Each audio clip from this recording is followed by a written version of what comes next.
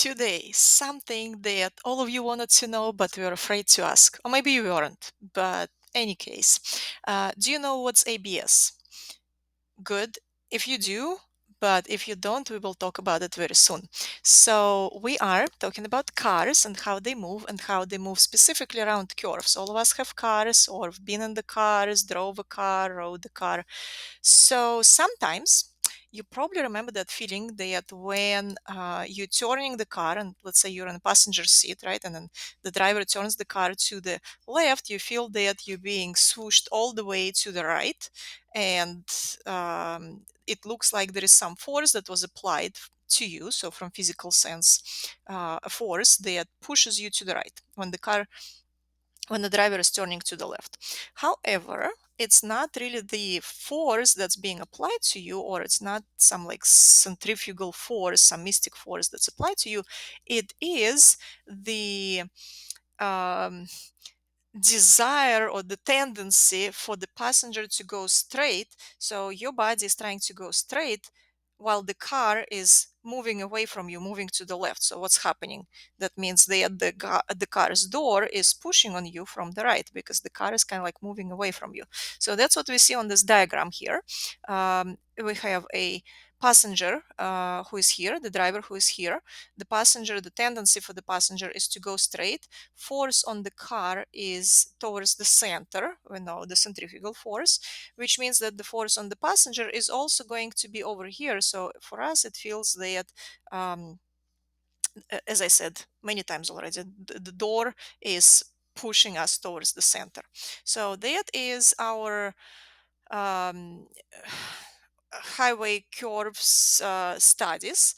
And we will be looking at an example. Oh, before we do an example, obviously, if you have the car on the road, then there is some friction, right, between the wheels and the road.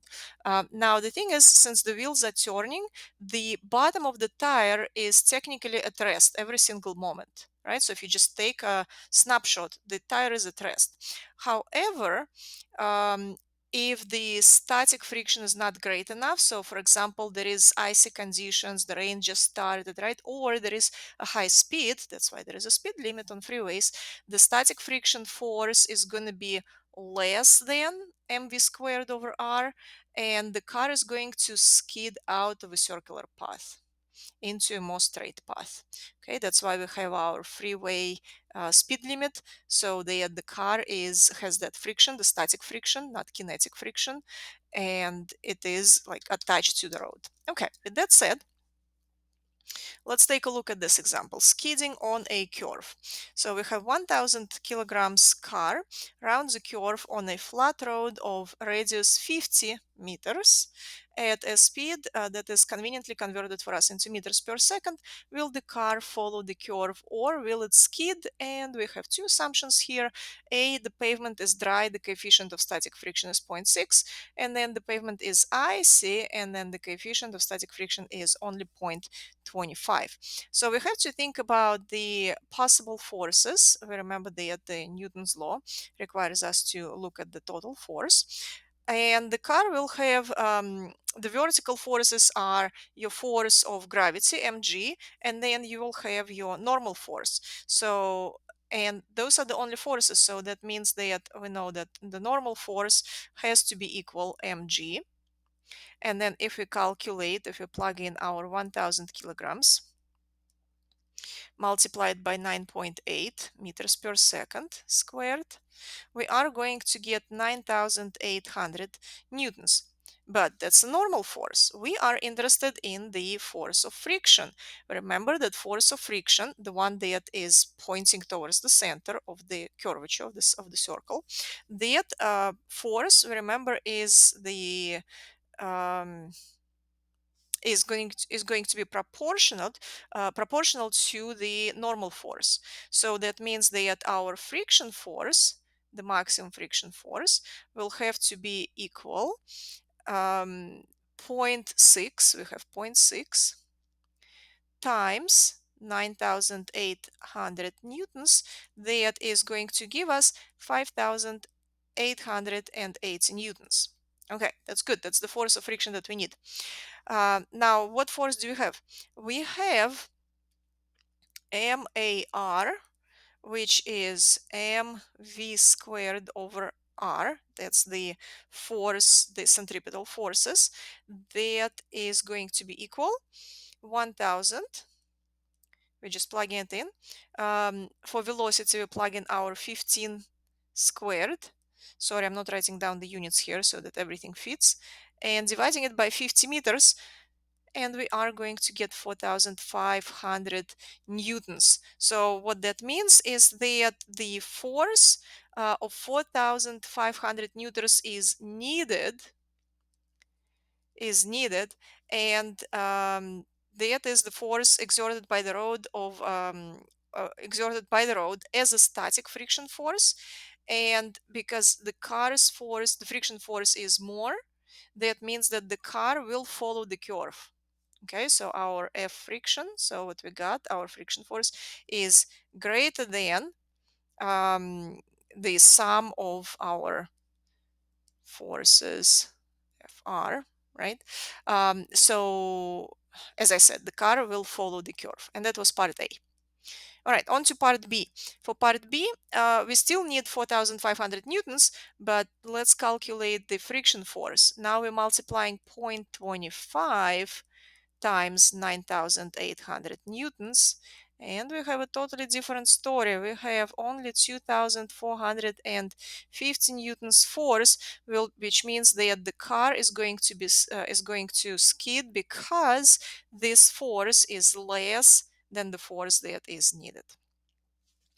All right. So before we look at the next example and talk about what banking angle is, let's talk about the possibility of skidding, um, which happens under different conditions. So it is, we said that the skidding will happen if the velocity is too high, if there are icy conditions, but it gets even worse if the wheels lock.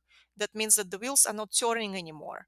So the car is skidding for sure, for sure. That happens when you apply brakes too hard, right? The wheels don't turn. And what happens is that the static friction, there is no more static friction. There is kinetic friction, and we learned before in our chapter 4 that kinetic friction is less than the static friction. Besides, because the force is not now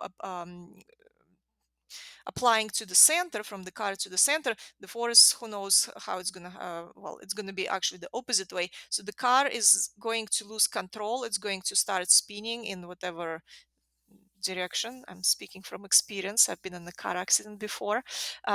So that is why the car fabricators, makers now create,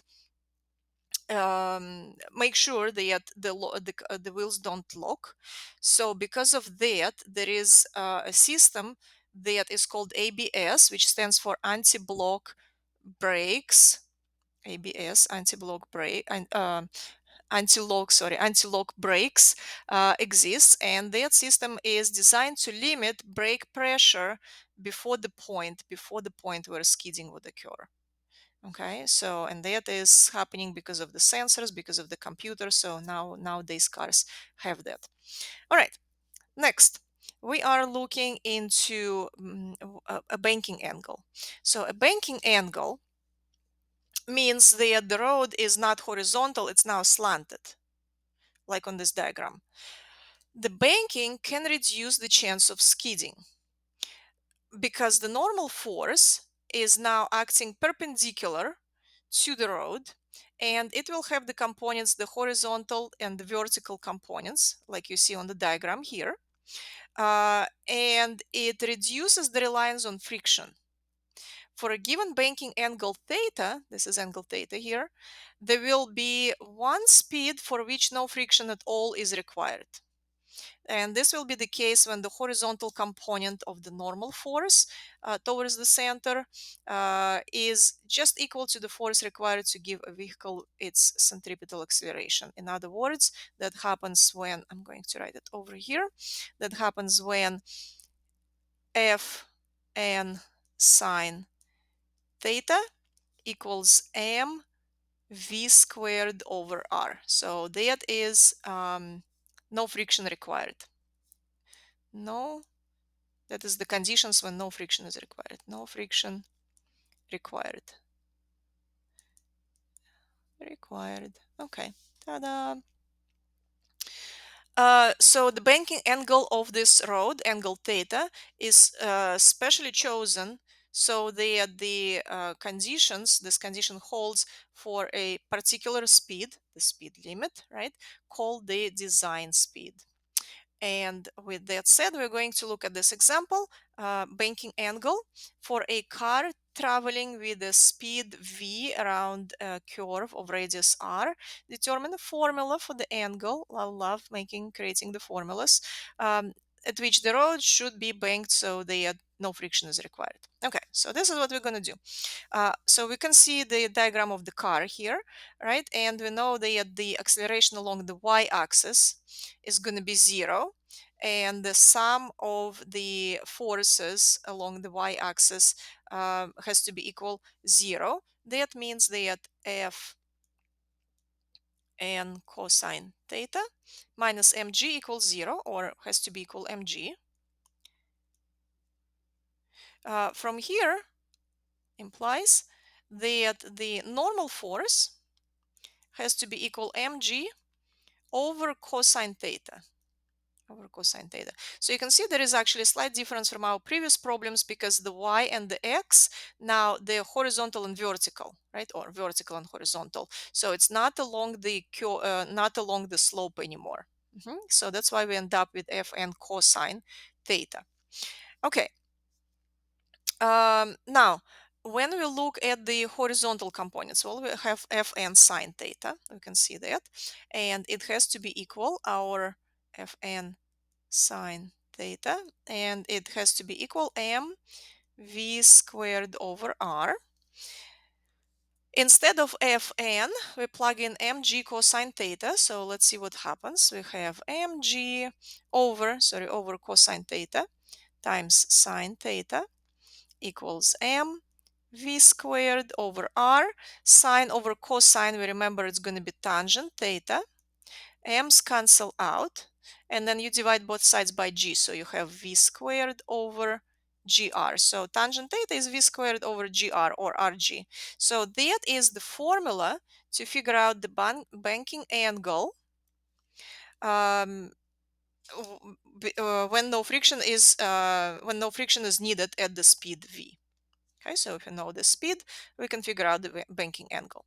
And then for part B, now we have some numbers. We have radius 50 and the design speed 50 kilometers per hour. So first thing that we can do is we can say that 50 kilometers per hour is going to be equal approximately 14 meters per second.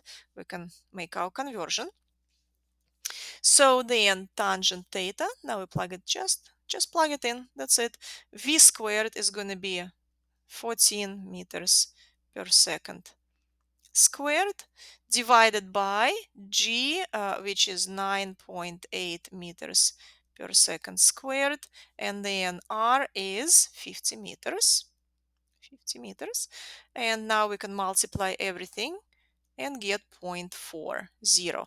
That is tangent theta. So from here, we use our calculator. We use tangent inverse of theta. You can try it on your calculators. Make sure that you are in degrees, because you want to get the answer that looks like this, approximately 22 degrees. And that is all I had to say about the cars. Please complete the homework that the worksheet that we started today in class. There are no problems for you to try unless you want to go back to any of these problems and try to redo them on your own. See you tomorrow in class. Have a nice evening.